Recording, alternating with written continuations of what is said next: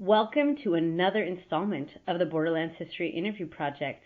My name is Lina Murillo, and today I am thrilled to host Dr. Mary Mendoza.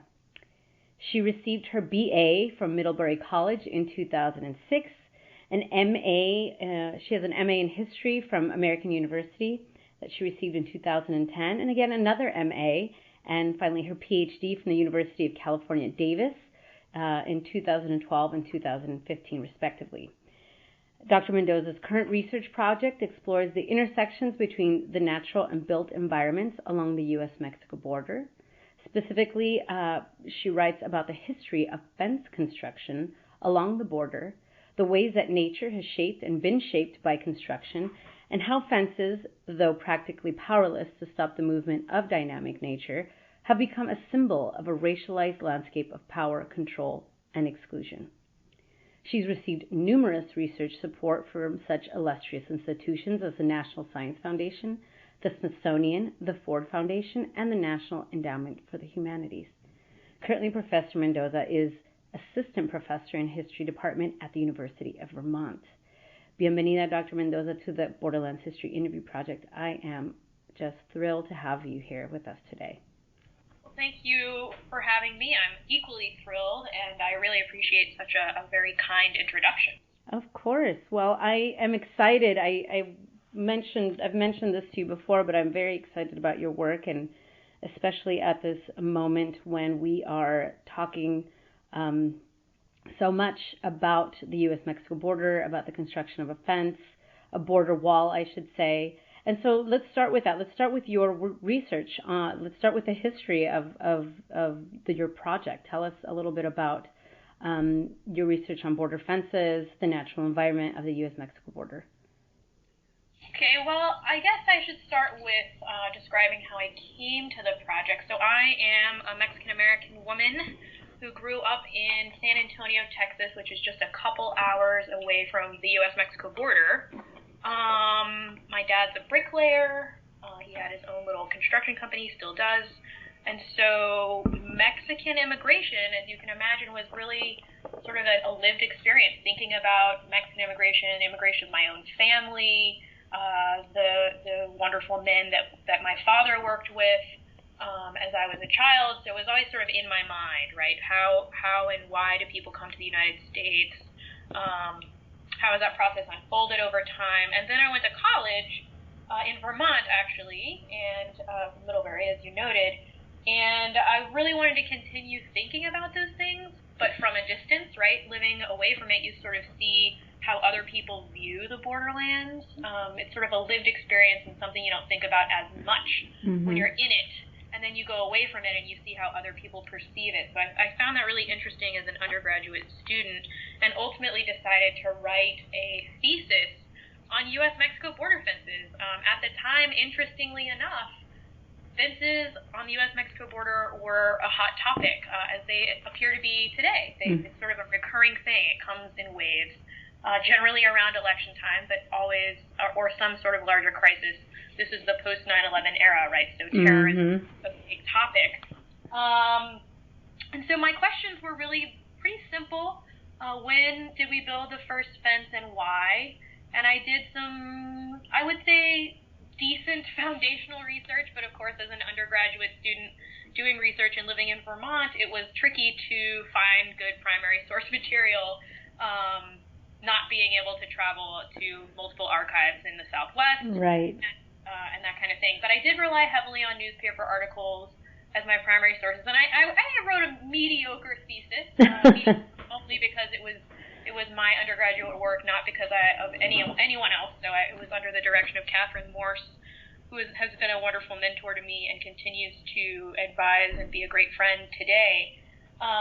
But I wrote this thesis that sort of was simple, right? It wasn't really asking questions about the environment, but that's sort of how I came to the topic. Mm-hmm. And then after I graduated, I continued having multiple conversations with Kathy Morse about nature, about environmental history. She's an environmental historian, and she's been really influential. And I started thinking about expanding the topic that I'd sort of begun thinking about as a senior at Middlebury. And so it sort of changed over time. I knew I wanted to go to graduate school, so I went to American. university for my master's degree and thought about this much more. It was very good that it was in D.C., so I started doing much more research in archives. And then I really did start thinking about how fences change the landscapes in which they're placed, and started thinking about asking questions really about nature and how fences change nature. But what I was surprised to find when I went to the archives is that, in fact, the first border fence was built to control nature. It had nothing to do with human migration. It was all about controlling ticks crossing the U.S.-Mexico border and spreading a disease in the northern ranges of the United States where the tick couldn't survive. So if a cow traveled from south to north and encountered another cow or steer who had not been exposed to this tick previously, the tick would cause the cow that had not previously been exposed and thus had not developed an immunity to this disease that would ultimately kill these cattle. And so the United States worked very hard on an eradication campaign to get rid of this tick, which ultimately resulted in all kinds of quarantine measures at the border. And those measures were very frustrating to cattle ranchers who had to undergo inspection if their cow or steer wandered south of the border. So they wanted to bring, if a cow that was living and grazing in the United States crossed the border, a cattle rancher would have to take them to a port of entry, and they'd have to undergo all kinds of examinations and dipping and quarantine for 60 days. And so cattle ranchers started getting really angry about this process and saying, my American cows can't get this illness because they're good old American cows. It's a really interesting racialization of cattle. I'm like, so they racialize their cattle. Yeah, it was like it was, this. We all know that nationality or ethnicity can be often conflated with race or racialized notions of difference, right? And so I found that really fascinating and realized that, wow, the first border fence was built to stop a bug. And that's really interesting because right now we hear all of the nature conservancies suing the Department of Homeland Security because the fence is keeping out animals that are desirable, right? The ocelot, the jaguar. And so it's really interesting to see how it sort of flipped, right? The fence began as a project to control a natural environmental threat, right? A non-human natural threat. And over time has really become an obstacle for the kinds of desirable nature, right? These animals, non-human nature that we do want in the United States. And of course, mixed up in all of that is human migration. And so I look at how the fence and its construction and reasons for its construction have changed over time, from controlling non-human natural threats to human migrants, and then again back to how it has shaped and changed the environment today as it grows. So would you say that your study is an environmental study now, as you're coming to the completion of your book? Would you say that it's turned more into an environmental study, and that it's sort of the politics of the borderland come second, or is that vice versa, or is there that tension, or is that a tension that sort of runs the study now? Yeah, I think it's sort of the latter. It's this sort of very central tension that I hope to highlight, right? That in fact, one of the arguments I'm making is that the environments we live in and the environments that we build shape the way that we think about and treat each other, right, as humans. So I'm sort of arguing that ideas about race have been profoundly influenced by nature, right? Disease, bugs, contaminants, things that we consider bad, but also that race, our ideas about race also change nature and landscapes, right? We then develop these ideas and establish racial difference based on concerns about contamination caused by tiny organisms, and ultimately transform entire landscapes. And so I think that race and environment, one of my central goals as a historian, really an environmental historian and a borderlands historian, is to sort of highlight how messy the world is, right? That nature is not separate from culture, that they're deeply intertwined, and it's really messy, and we need to blur those boundaries instead of trying to separate them, because I don't think we actually can successfully separate them. And so how do you feel as you're preparing to complete your book, how you analyzing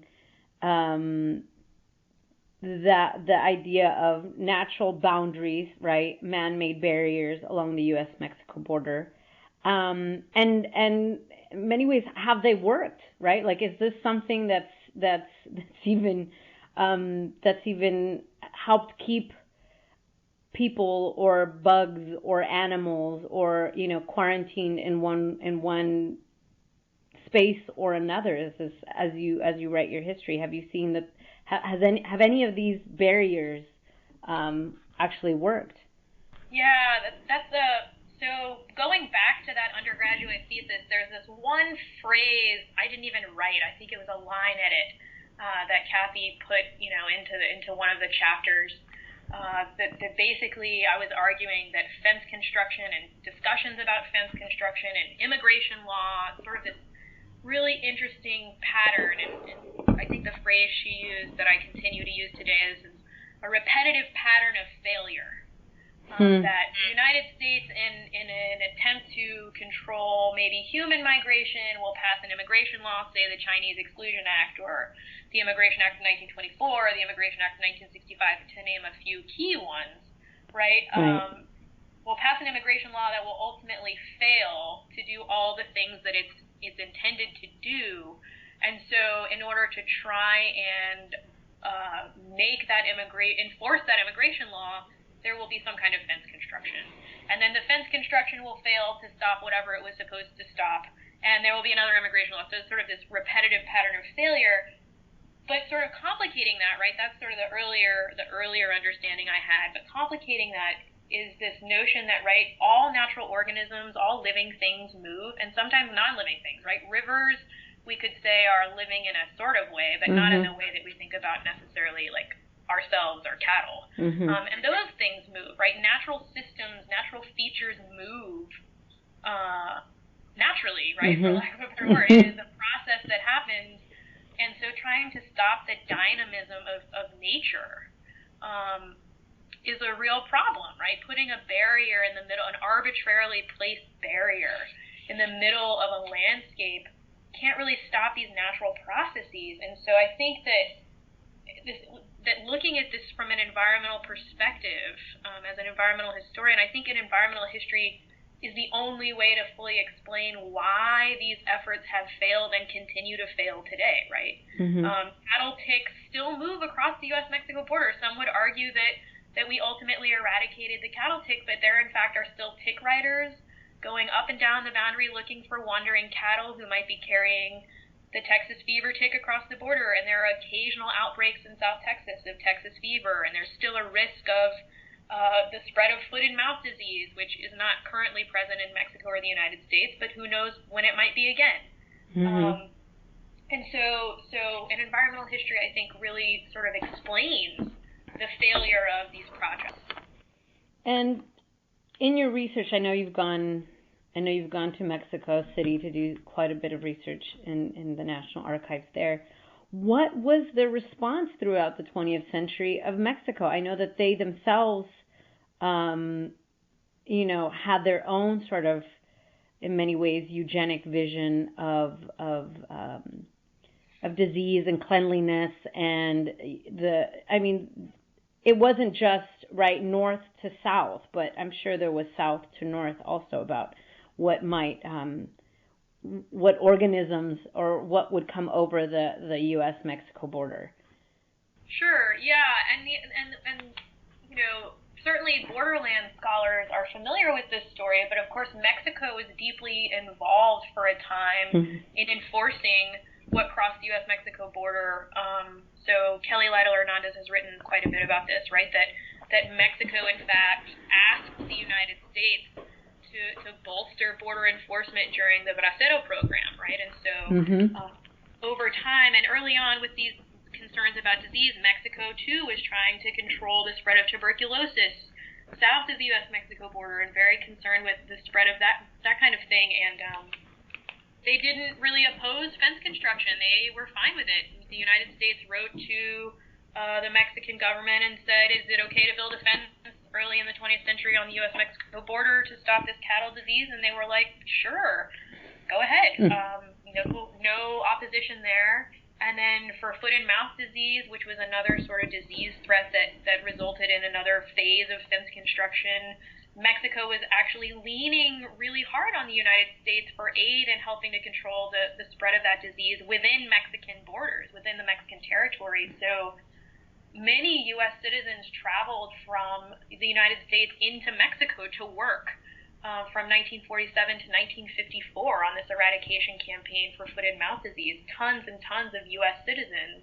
And so there was, at the same time that the Bracero program is sending workers from Mexico to the United States is sending cowboys and veterinarians and all kinds of other workers south, right? And so it's very much a sort of somewhat cooperative endeavor, right, to control these diseases, and then during the Bracero program to control the movement of laborers who are not a part of the program.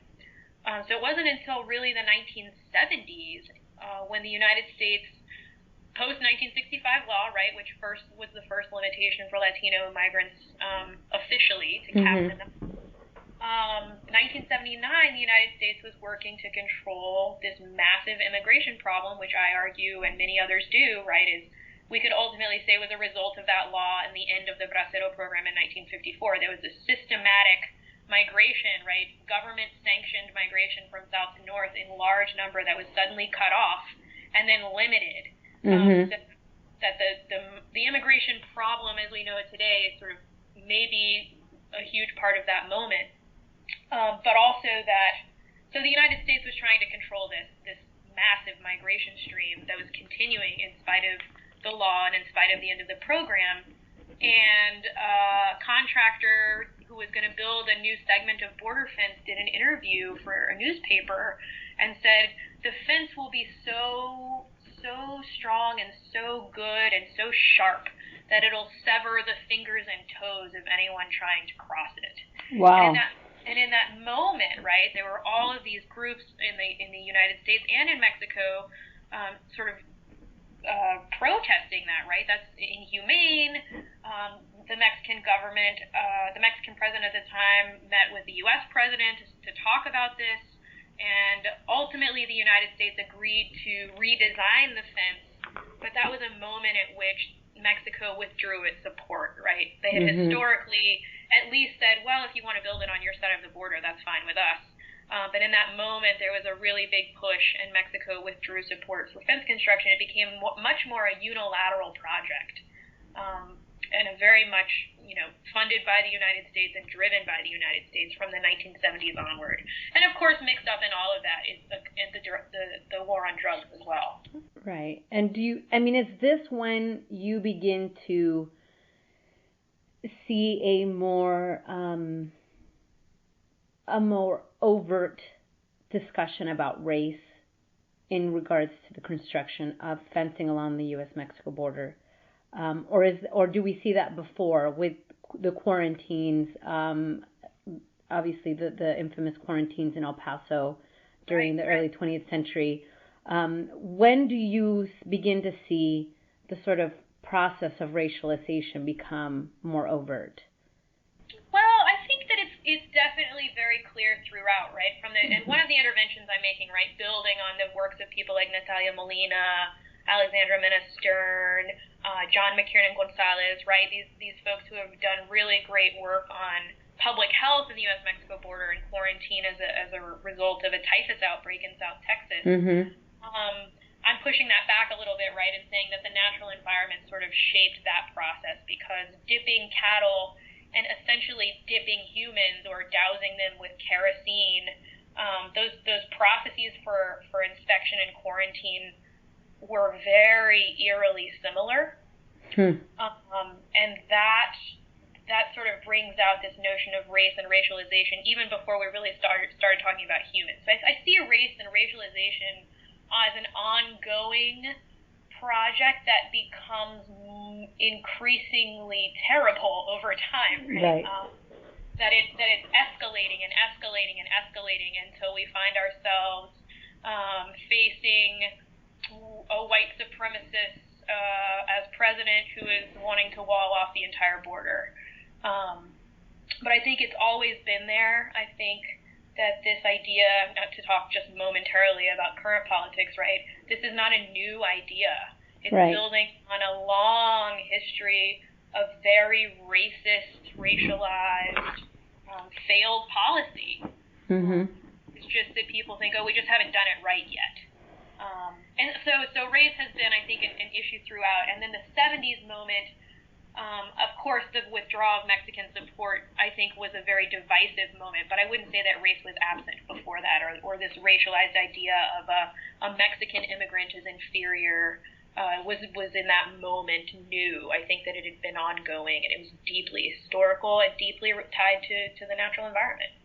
And perhaps also one could add that it's one of a moment when the Mexican state itself, right, sort of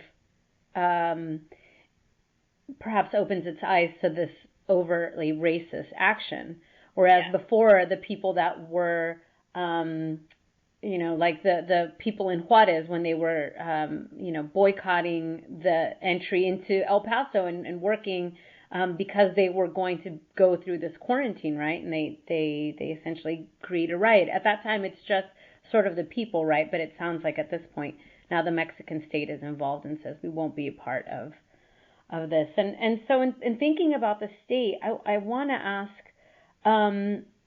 sort of two questions about people that are maybe in some ways outside of the state apparatus, and how they might figure in your study. So I'm thinking about Native communities along the U.S.-Mexico border, and I know that you mentioned earlier in our interview, you mentioned sort of these nature conservancy groups that have, that are suing the U.S. government because placing a fence in certain areas would infringe on nature, right? How does your study think about that in regards to Native communities and their sort of dealings with the federal government and their being in favor of or against these types of fences? Yeah, that's something I've been thinking about much more as I work on revision for the book manuscript, because, yes, again, in this post-1970s era, as the fences have grown dramatically over time, right? There was a fence construction in 1979, a massive project in 1994, Operation Gatekeeper, Operation Blockade, and Operation Hold the Line, and then the Secure Fence Act of 2006, which was especially problematic for the Tohono O'odham Nation. I'm thinking much more as I work through revisions, because this isn't really in the dissertation, about exactly that. How have these fences affected Native communities? And in doing some research and going down to the Tohono O'odham Nation, what I've learned is that the Native communities down there don't necessarily want these fences, right? The Tohono O'odham Nation's historical lands actually cross the border. Wow. Okay. And the fence goes right through what has historically been. So they have Native communities on either side of the border, and this increasing enforcement of the border has really complicated their ability to go back and forth to see family, to conduct tribal business, to have meetings of the tribal council. And so they've really resisted fence construction. But of course, we all know that the United States hasn't always been great to Native communities, right? And placing them on reservations, they've placed them in locations that are not particularly fertile lands. Of course, the Tohono O'odham is one of the only nations that remains on its historical lands, which is great. But they are forced to live in poverty in many ways, and that's very systematic and probably too much to go into here. But I think people are familiar with that history and that story. And so when the national government, the United States government, says to these communities, we will fund your road system, we'll help you maintain your road system in your nation, and provide all of these other really important things that you need, if you let us build a fence, they're sort of find themselves between a rock and a hard place, right? Because the fence complicates their lives, but there are other resources that they need. And so it's this really tricky to think about how it's affected Native communities, and they really do struggle with how much to allow. So the Tohono O'odham Nation actually has a much smaller fence than fences you'll find in other places at the moment. It's like a vehicle barrier where you have these poles, these metal poles, all at different heights, and then barbed wire stretched between them. And the poles are at different heights so that a person could not put a ramp up and then just drive something over the fence, right? If they're uneven, it'd be much harder to level something a car could drive over. And does the Tohono O'odham, does their own, like, government control the in and out mobility, or are there federal officers there? I mean, still subject to federal officers, and in fact, the people who live on the Mexican side of the border in the Tohono O'odham lands do not have the mobility that people living north of the border have. So there are still checkpoints, there are gates that they can go in and out of. I think they're only allowed to go out of. There's a gate. I can't remember exactly where it is. I do remember visiting it, though, where they can go out, but they're not allowed to come in, as in out of the United States. They're not allowed to return in through that gate. They have to go to a checkpoint where there are federal officers. So that means that people living south of the border who don't have the same documentation can't easily come to see their family members north of the border. So it is federally policed by the United States, that part of the border. I mean, that's so disturbing, to say the least. And in keeping with disturbing questions related to the state, and then I think about, extra legal actors. And again, we can talk about the Texas Rangers, and we can talk about the Minutemen. And does your dissertation talk about, although the Texas Rangers weren't extra, legal, but they did engage in sort of, outside of the boundaries of legal action towards communities in the U.S.-Mexico borderlands. Does your research look into, these people and their desire to enforce, the boundaries between the U.S. and Mexico? My dissertation did not look at that so much. It was very state-focused. As I think more about the book so what I'm adding chapters to the dissertation for the book. So the dissertation sort of ends more or less in 1965. I think I discussed that 1979 incident I told you about where the contractor was being interviewed, but that's sort of like where it becomes this unilateral project. Mm-hmm. That's pretty much, aside from a quick mention of nature and animals, and questions about, access to jaguars and ocelots, or for jaguars and ocelots to the United States. In the conclusion, briefly, it sort of ends in that moment. So I'm adding a few chapters that take us up to the current day. Mm-hmm. And as I think through those chapters, yes, there is a section at the moment that discusses how ordinary citizens are so adamant in the United States about keeping Mexican migrants out, or Latino immigrants out, right? Mm-hmm. Or other immigrants out. Mm-hmm. Or in the name of, Homeland Security, they're hoping to keep terrorists out, but of course acting in very violent ways against all kinds of immigrants. There's some discussion, but I wouldn't say that it's a central component of the work. And so, now that we've dug pretty deep into your project, how do you see this, this fantastic project filling in some gaps in Borderlands historiography? Well, I think like I said earlier, it's definitely pushing these notions of racialization to about a decade, maybe even more than that, before scholars like Natalia Molina or Alexandra Stern argue public health caused sort of a larger, more stark divide or more racialized divide along the U.S.-Mexico border. And thus, I think it's really, really heavily pushing that idea that the environment has been a critical actor in shaping the ways in which people treat each other. I think that might be one of the larger interventions, right, that race and environment are entangled. I hope that people find that compelling.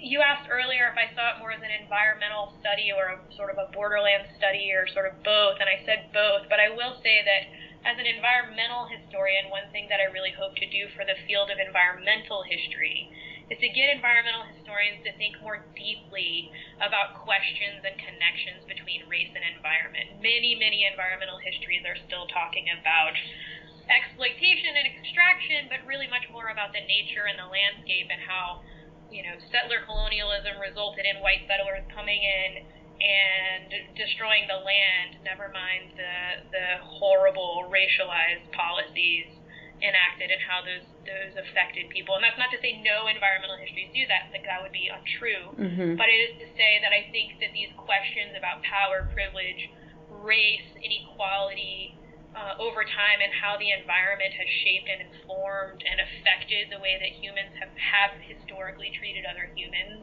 and really critiquing that is something that the field of environmental history could do better. And so one thing I'm really hoping to do with this project and with any future projects and another side project I'm working on with a colleague is to sort of open that up a bit more for environmental history. And so, is it fair to say that your interest and your sort of focus on race as a major category of analysis in your study, is informed by Chicano and Latino scholarship? Oh God, yes. I mean, as I've said, I'm definitely building on the work of scholars like Natalia Molina, Alexandra Minister, John McKiernan Gonzalez. I've especially leaned on the scholarship of Rachel St. John, who wrote an earlier history of the U.S.-Mexico border, the western land boundary. And I would say that Lori Flores' book, I've just been wanting that book to exist for so long, and it's just been so helpful in thinking about the differentiation between, right, Mexicans. When we talk about Mexicans in the United States, right, at any given moment there might be braceros, which are really different than undocumented migrants, which are really different than Mexican Americans, and we tend to sort of think about this as one large category. So she's really helped me to think through the nuance of experience for different groups of people within the Mexican community. And then, of course, probably most influential, Kelly Lytle Hernandez's work on the Border Patrol, but also her newer work on incarceration has really influenced the way that I think about my work. It's a different kind of fence. Yeah. Or not, perhaps. One of the big revisions I've made at Kelly's urging, and I'm so grateful for her mentorship, is I've really started thinking about the ways in which the border fence really does relate to and correspond with the rise of the carceral state in the post-World War II era, right? So crossing the border has become this carceral experience, and if a Latino immigrant finds him or herself incarcerated later for some reason, that's really just an extreme manifestation of an already carceral experience, right? The migrants who are crossing the border find themselves literally behind bars before they even set foot in the United States. And so they've got to sort of get through that, and they're going through a landscape that's highly policed and surveilled, and then once they find wherever they're going to be working, they are confined to their homes, and they try not to go out too much because there's, of course, always the risk of deportation. And so this kind of limited mobility is, in fact, a carceral experience. And the border is sort of that first, the border itself is really a critical piece of that story. And so my revisions also talk about how nature, right, has also been really critical to creating the rise of the carceral state as experienced by Latino immigrants. And so Kelly's work has been extraordinarily influential, both her first book and her second book, which should hopefully arrive any day. I think it's coming out in April, but I pre-ordered it, and I'm sure I very much hope that her book is out sooner than it says it will be on Amazon. So, given this extraordinary sort of body of literature that you're working on, how do you think that your project is going to help us understand U.S. history differently? Well, I think in a very similar way that other borderlands historians' work does, right? It takes the periphery, it takes the communities on the margins and makes them the center of the story, which larger narrative, the dominant U.S. historical narrative, right, doesn't really do that. It's very state-focused, and by state-focused I mean within the boundaries of, say, the United States, rather than looking at one boundary of the United States and how that boundary has shaped race relations throughout both Mexico and the United States, right? So that it's in fact the edge of the nation that's central to the nation, and the ways in which race relations have really unfolded and been shaped and influenced over time. So, and I don't think that's necessarily unique to me, but what is, I think, unique is how I'm arguing that the environment as well has sort of shaped that process. Right, and that's new. And do you think that this is something that's I mean, as you mentioned, an environmental historian's sort of lack of a more nuanced understanding of race? Would you say the reverse for borderlands historians, that we do need to do more work on the environment? That is that a question that you hope sort of blossoms within this field? I think that would be incredible. I mean, I really think that the environments in which we live, the things that are around us all the time, shape how we treat each other, how we think about the world, how we experience the world. And I think, yes, I think that those questions, where do we place particular kinds of bodies, right? All of these questions about the environment, I think really can influence the field in a larger way than just, the border itself and that environment. I think that there's more work to be done, yeah. And I'm sorry, go ahead. Oh no, I think that would be great. And so let's for just a moment indulge ourselves here. And I want to ask you, what, realistically, is it possible to even build a border fence, border wall, as the President of the United States is so intent on doing? Is that even possible? I think it is possible to build a wall along the United States-Mexico border. I don't know how easily it would be done literally on the line, but I do think it is possible to wall off this country from Mexico. Do I think that the wall would stop migration? No. Right. I think static built structures are inanimate objects that are subject to natural forces like wind, water, earthquakes, flooding, human dismantling, animals digging under, doing all kinds of things, right? Nature is powerful, and I think the president is a bit ridiculous to think that he is powerful enough to stop the flow of dynamic nature across space. I think that I don't think it would be a successful endeavor. I think it would be a waste of money, and I think history tells us that. Yeah, no, I need to send you an article I just read very quickly about someone who built a catapult using the border as using the wall, the fence, as the sort of stationary point, and they built this huge catapult to catapult, I guess, marijuana or something like this. Right. So. Right, there will always be ways, right, and there are all kinds of things that the United States has tried to keep out, right? It's not just human migrants. Right. It's bugs and it's disease and germs, some of which can spread through the air. You think about Zika. Right. How on this earth do we think that we're going to stop a mosquito from traveling from Latin America into the United States, right? These things are small and they fly. Like, there's just these. We can't stop it all. We cannot control it in the ways that I think. I say we, and I mean more like human beings. Humans don't have the power to control nature in that way, as much as some of them would like to do that. And so has his presidency inspired your teaching? Has this, given your expertise, given your research, and then this particular moment we're living now, how are you teaching, Borderlands history or U.S. history?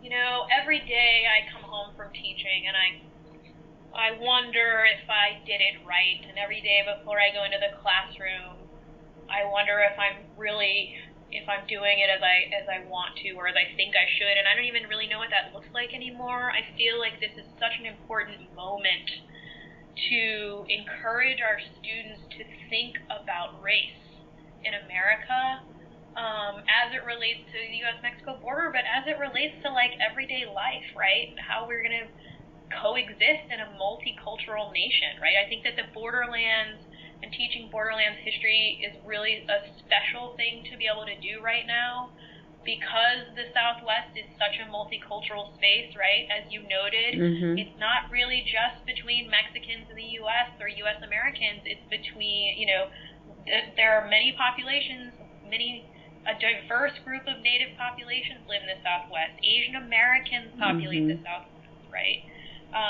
It's a very diverse space, and so being able to teach its history, I think, can shed light on a lot of our current predicaments in really surprising ways, right? The past and the present collide in the borderlands in ways that can be really informative to our students. And I hope that my students leave my classroom at least thinking differently about race and race relations because of their ability to think about the U.S.-Mexico borderlands and then go off and make informed decisions. But it's stressful. It's stressful to be a teacher right now, I have to say. I love teaching. I love my students. I'm excited. I often feel, like I said, stressed out when I leave, but also invigorated and inspired by the connections that they do make. But I think my expertise and my area of study, I think it definitely influences the way I approach this because I have a different perspective than many people who are teaching U.S. history. And I should also say, just that I feel really, I work in a great place, so I feel also really supported and able to do all kinds of experimental things in my classroom. My university, I tell them, I want to buy a ton of food and use food to teach about how the borderlands are not only divisive, right, but the border itself connects all kinds of really great things like cultures and recipes and beautiful things can come from that. Delicious things can come from that, right?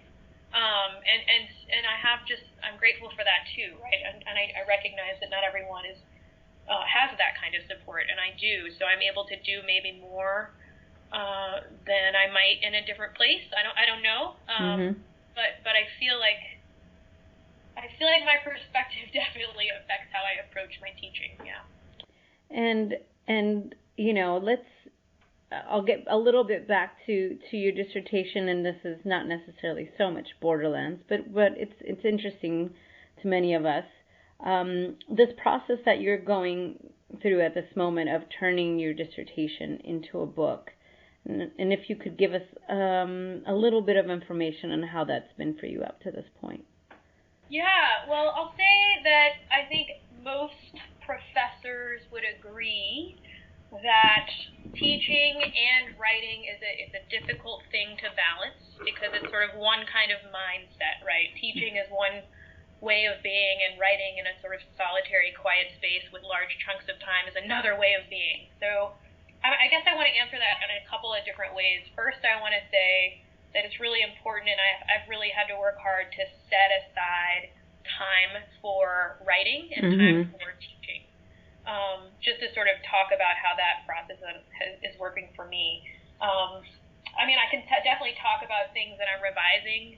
As I said, I'm adding I think it's going to be 3 chapters that bring us up to the current day, one focusing much more on mass incarceration, one looking at Native communities, and one really looking at the ways in which the most recent fences have changed or controlled nature in ways that we had not intended. And I'm splitting one chapter into 2. So it's a 5-chapter dissertation that's going to be an 8-chapter book.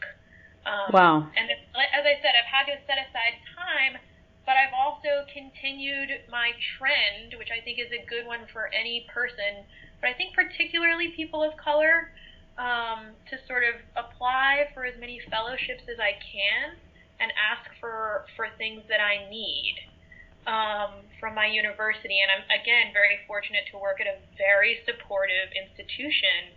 And so when I have had opportunities to take time to write, I'm able to do that. So the process, I guess, is, I mean, I can talk about the changes I'm making in a sort of intellectual, scholarly way, but I can also say that I think as a woman of color, for me, I've really been worried about making and having the time, and that's something that I'm very grateful I have a supportive institution for, and I think that's been a critical thing to sort of carve out and work on. And I would encourage anyone trying to revise a dissertation into a book to work toward that, right? To set aside writing time every week, and also to continue pursuing opportunities to get special time away to write if your home institution will let you do that. Yes, it's definitely a combination of discipline, not just about finding the time, but also just being disciplined and asking for things and applying for these different fellowships and grants and things like this. So, and I have to say, from personal experience, you have been a wonderful guide in that regard. Well, so I appreciate that very much, Mary. And happy to help. And I do think, though, I know we're not necessarily talking about what it's like to be a woman of color in the academy, but I feel like this is an appropriate place to say that it's okay to continue applying for things, to continue asking for what you need, and sort of pushing that, because we have, in some ways, more work than other people, because we tend to mentor students of color who need a bit more, generally speaking, at the university, and we get asked to speak on diversity panels and all these things, right? So it's about finding time and also still being a good citizen at your home institution, right? You still do need to give back and do those things, but you have to also recognize that sometimes you're asked to do more, which is, we could get off on that, that's a totally different tangent, but I think it's an important thing to note. No, and it is an important thing to note, and I think that, there aren't many of us who are women of color that are doing Borderlands history, and so I think, at least, for myself, I speak for myself, I think that it is important to hear from other women of color who are doing this work, and how they, in our field, how they've managed to get opportunities, right, and what they need, the kind of work that needs to be put in order to get those opportunities to write, or to go to certain institutions to get jobs. So I think it is definitely important to have this conversation on the Borderlands History Interview Project. And anyway, I'd like to end, Mary, just with asking you about what you see for yourself on the horizon as far as future research, interested in what's next for Dr. Mendoza. Yeah, so I'm going to stick with the Borderlands and the environment. I was doing research at the Smithsonian. I spent a year there, and I was doing some reading on some sources about the Bracero program. And in this file, I came across this document called the Navajo, it had a title on the top, the Navajo Guest Worker Program. And like, what? Yes. So there were only 3 or 4 pages of a couple of documents explaining what to do with your Navajo guest worker. It was a sort of guide for an employer of a Navajo worker. And it appeared that Navajo workers were taken from the Navajo reservation during the same moment as the Bracero program was happening, to work in Idaho, harvesting potatoes, right, to do farm labor. Mm-hmm. I thought that was really interesting, and so I snapped some pictures of it and sort of put it away in a file, and I've just started thinking about that a lot more, and I've talked with very generous senior scholars like Marcia Weisiger and Andrew Needham, Tracy Boyles, who do work on Navajo, the Navajo Nation. And I've asked them about this, right, and they've talked with me at length, and I think what I'm ultimately going to try to do is write a comparative environmental history of these two to guest worker programs, right? And I think that can speak a lot to how the United States government has relegated particular kinds of bodies to particular kinds of environments, work environments and living environments, and how have those environments changed and shaped or affected human health. So that's sort of what I'm thinking about as I move through finishing this project. I'm thinking much more about that, those connections. I think, as I mentioned, Lori Flores' book really shows us the nuance and differentiation between or within the group of, quote unquote Mexican. But I think, there could be much more work in Borderlands history on comparative work between different groups of people, right? So I'm looking at how Navajo are treated up against bracero workers for my next project. I think that's where I am right now. Right. So the relational sort of experiences within this sort of similar working conditions. Right. And I think that I suspect that what I'll find as I continue reading and researching is that in some ways they're very similar and in other ways they're very different, right? Because one was clearly a bilateral agreement, right? It's an agreement between two nations, and it appears, and of course I'm still learning about this, I'm no expert on the Navajo quote-unquote guest worker program, but it appears that was much more unofficial until I think the late 50s, maybe even into the 60s, when the Navajo Tribal Council finally sort of put their foot down and said, no, really, we need to sign some papers about this. This is not okay. And so that also speaks to how the U.S. government or the U.S. government officials have seen and respected sovereignty right. Of Native communities versus, large bureaucratic governments.